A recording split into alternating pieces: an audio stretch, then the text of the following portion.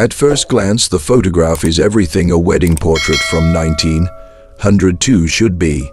The bride stands rigid but hopeful, lace spilling from her sleeves like frost, her gloved hand resting lightly against the groom's arm. He looks proud, almost serene, his posture perfect, his dark suit pressed to a fault. The studio backdrop is hand, painted pastoral, a lie of rolling hills meant to promise a gentle future. Nothing about the image appears unusual, and that is precisely why people linger on it longer than they mean to.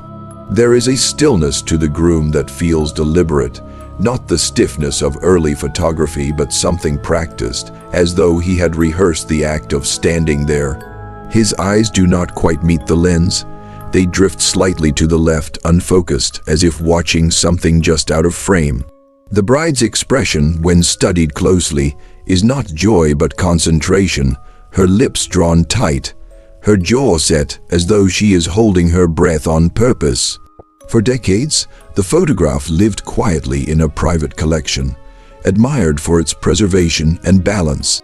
It was only when the image was prepared for public exhibition that experts began to notice what time had not softened. The shadows did not behave as they should. The groom's outline seemed heavier than the rest of him, his form subtly misaligned with the light falling across the studio floor. Even the dust marks avoided him, as if the air itself had once resisted settling there. When the image was enlarged, something else emerged, an absence disguised as detail. The groom's coat appeared thicker on one side, his silhouette faintly doubled, like a memory pressed too hard into paper. The longer one stared, the harder it became to ignore the feeling that the photograph was not capturing a moment, but concealing one. Those who worked on the restoration later admitted the discomfort began before they understood why. There was a sense that the groom did not belong to the image in the way the bride did, that he had been inserted rather than present. And beneath the careful beauty of the portrait, beneath the vows it pretended to preserve, something waited, hidden by intention, preserved by chemistry, and patient enough to survive more than a century before being seen. The photograph entered public awareness quietly, without ceremony, as part of a broader effort to digitize fragile historical materials stored in a regional archive. It was catalogued as a 1902 wedding portrait, unnamed but impeccably preserved, its edges clean, its contrast unusually sharp for its age. Archivists initially admired it for technical reasons alone, noting how clearly the lace on the bride's dress had survived, how the tonal range suggested a skilled studio photographer with access to superior chemicals and equipment. In a collection dominated by fading faces and warped paper, the image stood out as almost untouched by time. As the digitization team worked through thousands of glass plates and albumen prints, the portrait began circulating informally among staff. It was not just beautiful, it felt composed in a way that transcended documentation. The bride's posture was formal yet intimate, her head tilted slightly toward the groom, while the groom stood straight, backed and immaculate, his presence grounding the frame. There was a harmony to their placement that drew repeated looks, the kind of visual balance that invited interpretation beyond the obvious. Some remarked that it resembled a staged painting rather than a photograph, an observation meant as praise. Once uploaded to a limited-access digital archive for scholars, the image attracted attention from historians specializing in early 20th century domestic life. They praised it as an ideal example of Edwardian-era marital portraiture, noting the absence of overt props and the restrained emotional tone common to the period. It was shared in presentations, briefly featured in a journal on preservation techniques, and even requested for a forthcoming exhibit focused on love and ritual before the First World War.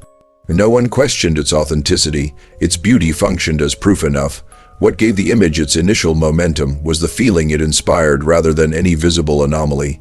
Viewers described lingering unease they could not articulate, an impulse to zoom in repeatedly, to re-examine details they could not name. The groom in particular seemed to command attention without expression, his stillness sharper than the rest of the frame.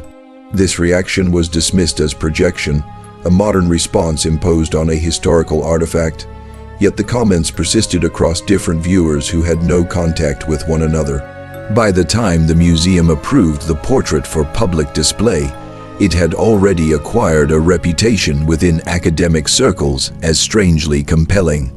It was discussed as an example of how early photography could preserve emotional ambiguity, how a single frozen moment might carry unintended psychological weight.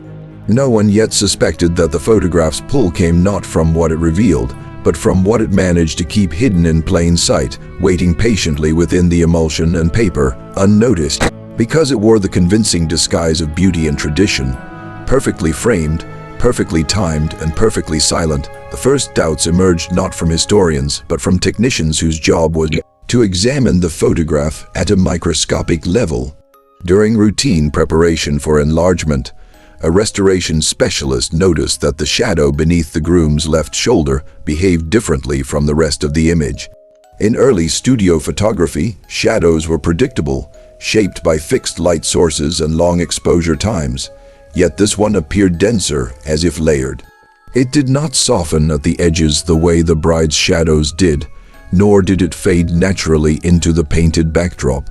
At first, the irregularity was attributed to a common flaw: chemical pooling during development. Albumin prints were notorious for subtle inconsistencies, especially near darker fabrics like the groom's suit. But when the technician adjusted contrast levels to test the theory, the shadow did not break apart as expected. Instead, it sharpened, revealing a boundary that suggested intention rather than accident. The shadow seemed attached to the groom but not generated by him. Further examination introduced more discrepancies. The direction of light across the bride's face indicated illumination from a high right source, typical of studio skylights at the time. However, the groom's torso absorbed light unevenly, with highlights that implied a lower frontal source that should not have existed in that space. The inconsistency was subtle, invisible to casual viewers, yet glaring to those trained to read photographic light like a language. It was as though two moments of illumination had been pressed together. When magnified beyond standard restoration practice, the texture of the groom's suit revealed an unusual thickness in the emulsion. The fibers beneath appeared compressed, the grain tighter than in surrounding areas.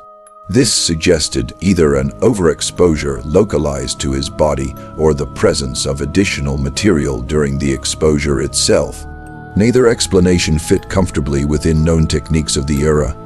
Retouching was common, but it was usually applied after development, not embedded into the exposure in this manner. As the team cross-referenced similar portraits from the same studio and year, the anomaly became more pronounced. No other image displayed comparable shadow density or emulsion buildup in such a specific shape. The irregularity followed the groom's outline too closely, echoing his form while subtly distorting it, as if tracing something that had not fully aligned with him. What unsettled the restorers most was not the technical puzzle, but the sense of deliberateness behind it. Early photographers worked with limitations that made precision difficult, yet this deviation felt carefully placed, almost guarded. The shadow did not intrude upon the bride, did not spill into the background, and did not distort the frame. It remained loyal to the groom alone, clinging to him like a second presence, quiet but persistent, suggesting that whatever caused it had been meant to remain there, unnoticed unless someone finally looked close enough, long enough when the initial explanations failed. The restoration team escalated the analysis beyond traditional photographic methods. High-resolution scans were subjected to layered imaging, isolating exposure levels, chemical density, and surface interruptions. What emerged challenged the assumption that the groom's distortion was the result of age or mishandling. The irregularities did not sit on top of the image, nor did they degrade outward as damage normally would. They were structurally integrated, bound into the original exposure itself. This discovery forced the experts to reconsider the timeline of alteration. If the image had been manipulated, it had not occurred years later with ink or scraping, but in the moment the photograph was made. The groom's figure showed signs of controlled masking, a rare and complex technique for the period, involving physical obstruction during exposure. Such methods required planning, steady hands, and an understanding of how light would interact with the plate over several seconds. It was not something done casually or by accident. Further spectral analysis revealed faint discontinuities along the groom's edges, places where the background tone bled unnaturally into his suit. This effect suggested that something had been partially blocking the lens and then removed or repositioned before the exposure completed. In long exposure photography, even slight movements could leave ghostly impressions. Here, those impressions were present but suppressed, as if the photographer had deliberately minimized them while still allowing enough to remain. The team recreated the lighting conditions using accurate equipment, attempting to replicate the effect. Every test failed. Chemical errors produced chaos, not precision. Accidental obstructions resulted in blurred intrusions, not the groom-shaped density seen in the portrait. The conclusion became increasingly unavoidable.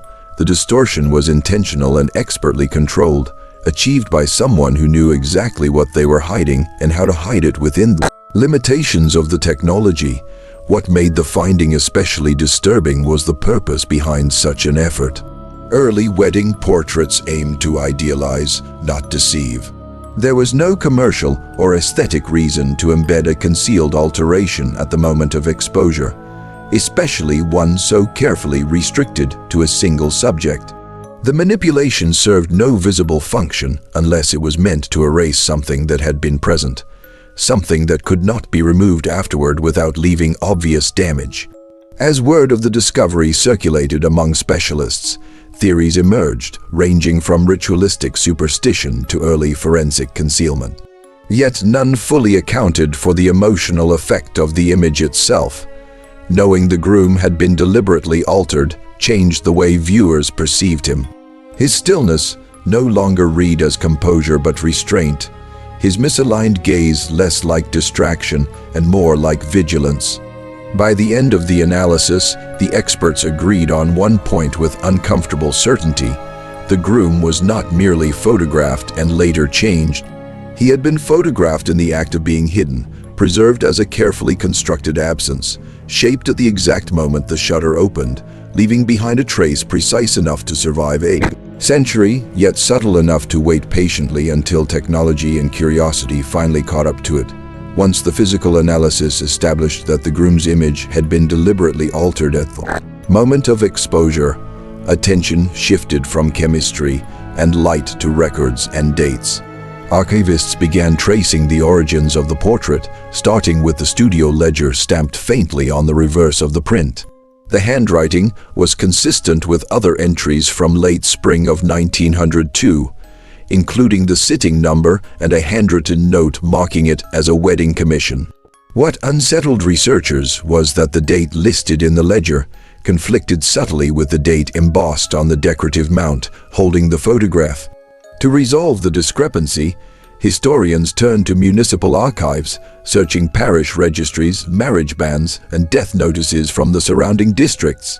The bride's name surfaced easily enough, tied to a prominent local family with meticulous records.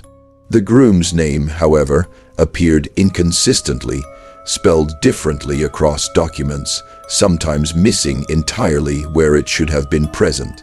This was not unheard of in rural record-keeping, but the pattern suggested omission rather than error.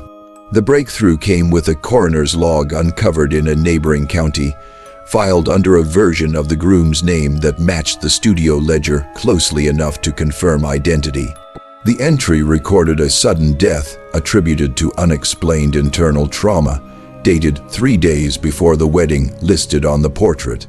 No burial record followed immediately, no obituary in the local papers, and no mention of surviving relatives. It was as if the event had been intentionally muted, allowed to exist only in the most bureaucratic sense. Cross-checking church records deepened the unease. The marriage register showed the ceremony proceeding as planned, officiated by the same minister who had signed other legitimate unions that year. The groom's signature was present, steady and legible, bearing no indication of illness or injury. Witnesses were named, including 2 individuals whose census records later placed them out of town on the wedding day. The timeline folded in on itself, refusing to align. Scholars debated whether clerical error could explain the contradictions, yet the consistency of the death record undermined that hope. The coroner's entry had been amended once, the original cause of death scratched out and replaced, the ink darker, more forceful. This suggested interference after the fact, someone returning to the document to ensure it said exactly what was needed and no more. As the findings circulated, the photograph took on a new weight. The groom was no longer simply altered. He was temporarily displaced, officially dead before he was publicly married. The portrait now existed as evidence of something impossible yet formally acknowledged, a union recorded by church and camera despite a death already logged by the state.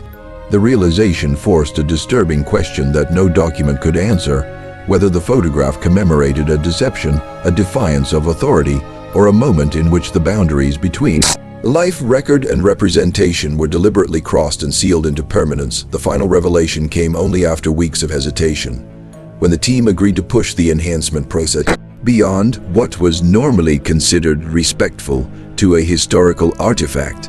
Using non-invasive depth, mapping, and contrast stacking, they began isolating tonal layers that existed beneath the visible surface of the groom's suit.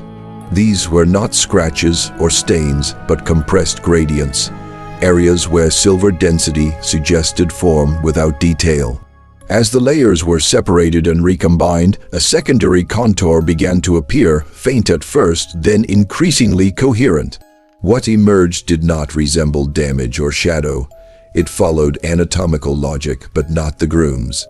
The outline sat slightly offset from his torso, narrower at the shoulders, lower at the head, as though another figure had once occupied the same physical space, but failed to fully resolve into visibility. The contours overlapped most clearly around the chest and arms, where the groom's suit had appeared unnaturally thick in earlier scans. It became apparent that the fabric's density had been used to conceal something beneath it, something that had been present during the exposure. As technicians refined the enhancement, they noticed that the second outline lacked the clean boundaries of a living subject. Its edges were soft, uneven, as if light had passed through it differently. In long, exposure photography, solid bodies produced certainty, while movement or instability resulted in blur. This form suggested neither motion nor absence, but partial resistance, as though it had been there without fully obeying the rules of light. Attempts to render the hidden shape more clearly only deepened the unease. Facial detail refused to surface, yet the suggestion of a bowed head persisted. One arm appeared raised, not in celebration or gesture, but bent inward at an unnatural angle. The position implied restraint or compression, as though the figure had been forced into alignment with the groom, merged just enough to disappear. No known photographic technique from the period accounted for such an effect. Double exposures created transparency, not suppression. Physical masking erased areas entirely, not selectively buried them beneath another subject. The only plausible explanation was that the photographer had used the groom himself as a cover, positioning him to block and absorb the presence of whatever stood behind or within him at the moment. The plate was exposed. When the composite image was shown privately to a small group of experts, the reaction was immediate and wordless. The wedding portrait no longer read as a celebration frozen in time, but as a containment. The bride's tension, the groom's rigid stillness, the unnatural care taken in the exposure all aligned with a single interpretation, that the photograph was never meant to remember love, but to trap. A truth that could not be allowed to exist openly, sealed beneath fabric, chemistry, and ceremony, waiting for the future to uncover what the past had gone to such lengths to hide.